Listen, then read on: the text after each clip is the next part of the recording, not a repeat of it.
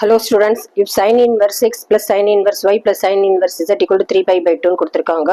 So இதை வந்து இப்படி எழுதலாம். sin inverse x plus sin inverse y plus sin inverse z equal to 3 pi by 2 pi by 2 plus pi by 2 plus pi by 2. So sin inverse x வந்து pi by 2 க்கு ஈக்குவலா இருந்ததுன்னா sin inverse இந்த பக்கம் போச்சுன்னா x equal to sin pi by 2. sin 90 டிகிரியோட value வந்து 1. So எக்ஸோட value கிடச்சிருக்கு 1ன்னு. அதே மாதிரி y வேல்யூவும் 1 தான், z வேல்யூவும் 1 தான்.